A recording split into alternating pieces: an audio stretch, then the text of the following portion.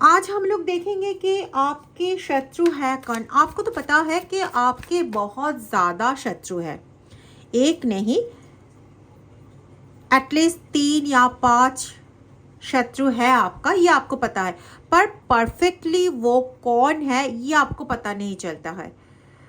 या तो फिर ये कॉमन जनरल कलेक्टिव रीडिंग है, ऑब्वियसली टाइमलेस रीडिंग है, पर कौन वो पर्सन है, वो व्यक्ति है जो इन सब लोगों को चलाता है, या तो फिर मैं बोल सकती हूँ इनमें से कौन लीडर है, वो आपको पता नहीं चलता। मेन माइंड किसका है, मास्टर माइंड कौन है, ये आपको पता नहीं चलता है। तो हम लोग पहले ना एनालिसिस करने की कोशिश करेंगे कि इसका स्वभाव कैसा है, ये किस तरीके से अपने आप को प्रोटेक्ट करते हैं, और उसके बाद इंट्यूटिव राइटिंग से हम देखेंगे कि उसका नेम का इनिशियल क्या क्या हो सकते हैं, और अगर राशि भी आते हैं तो वो भी बताऊंगी कि आपके शत्रु के राशि क्या है। पहली में जो चीज़ आ रहा है वो है इम्पर्सोनेटर। ये आपके तरह ही काम करते हैं, ठीक है, आपको बहुत ज़्यादा कॉपी करते हैं। जो एक वर्ड में अगर बोलना चाहे तो आपका कॉपी कैट है, ठीक है। तो आपके कॉपी करते हैं, आपके जैसा ड्रेसेस पहनने की कोशिश करते हैं, आपके जैसा काम करने की कोशिश करता है, पर अल्टीमेटली इनसे होता नहीं है। पर जब इनसे होता नहीं है ना, ये ऑफिस में अगर हो तो मुझे ऐसा आ रहा है कि ऑफिस में ना आपके काम को चोरी करके या तो फिर आपसे काम करवा के अपने नाम से ये चला लेते हैं।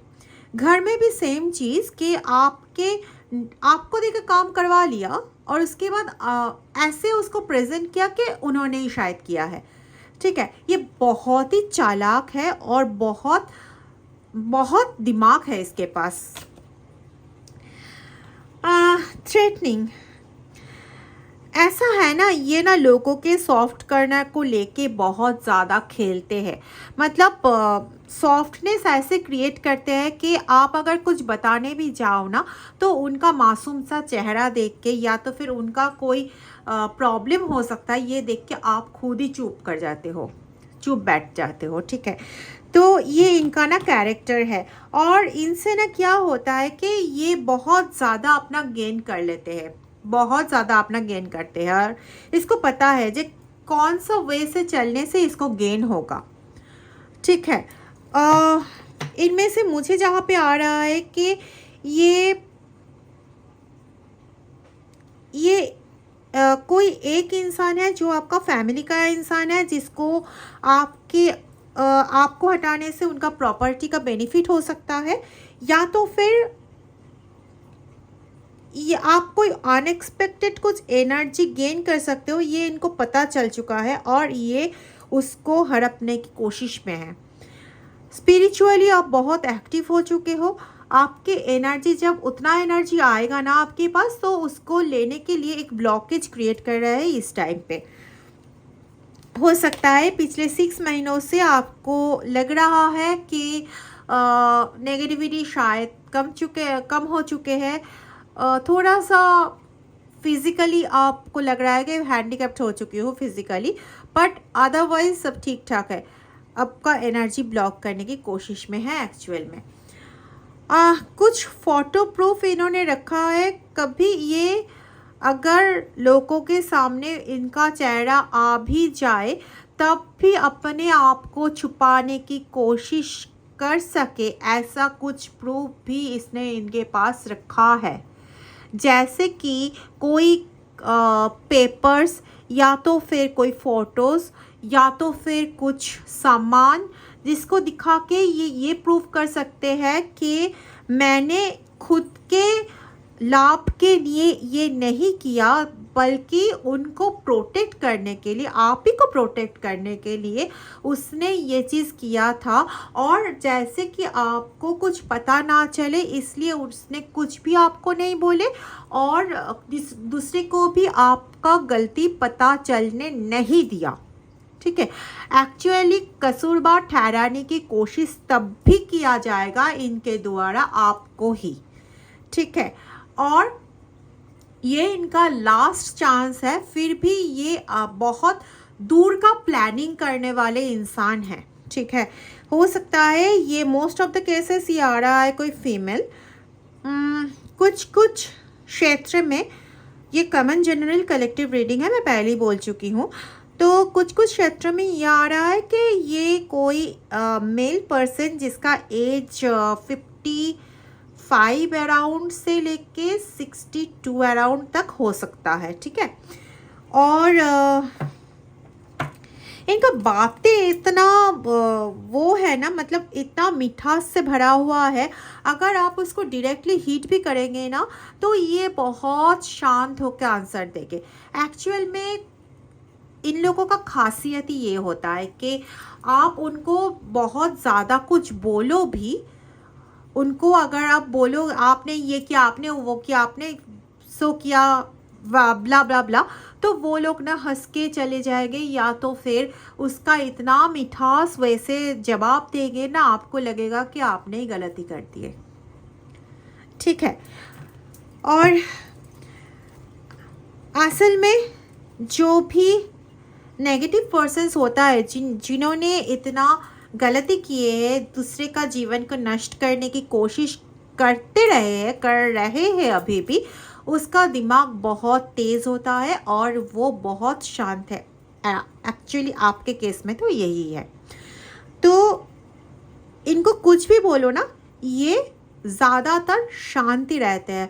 अगर आपको बोला जाए कुछ, आप जैसे कि कोई गलती नहीं करते हो, आपको कुछ ब्लेम किया जाए तो आप उसको फटाक से आंसर देने की कोशिश करते हो, अपने आप में आपका कोई दोष नहीं था उसमें, ये आप ना बोलते हो, आप दिखाते हो, आप प्रूफ करने की कोशिश करते हो। ये सब कोई प्रूफ करने की कोशिश ही नहीं करता। इससे उन लोगों को लगता है, बाहर के लोगों को लगता है कि आप गलत कर रहे हो, आप उसके ऊपर ब्लेम दे रहे हो, बट ये कितना अच्छा इंसान है, कितना सीधा साधा है, कितना सरल है कि आपने खुद के पक्ष में कुछ नहीं बोल रहा है।